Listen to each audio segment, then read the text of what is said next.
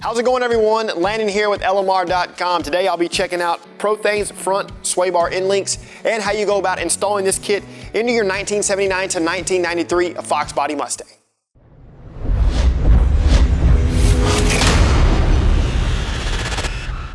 These particular sway bar end links are designed to be a bolt-on upgrade for all 1979 to 1993 Fox bodies. Each end link will be complete with new sleeves, washers, retaining hardware, and of course polyurethane bushings. Polyurethane bushings provide a long service life because of their special chemical makeup. Not only will they provide an extended service life, but will also decrease deflection and increase suspension responsiveness. Today we'll be installing a set of these end links onto our little 1990 Mustang GT. To begin the install, support the front of the car with jack stands or the entire vehicle with the lift. Remove both front wheels.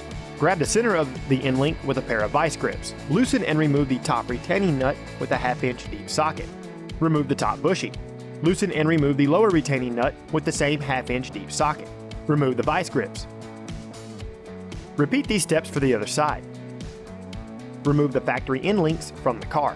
Take one of the provided end link bolts and slide on a washer. Follow that with a bushing and make sure that the flat side is touching the washer. Position the bolt through the control arm and then slide on another bushing with the flat side facing toward the top. Install another washer and then the provided sleeve. Next will be another washer followed by a bushing. Position the sway bar over the end link. Install the last bushing and washer.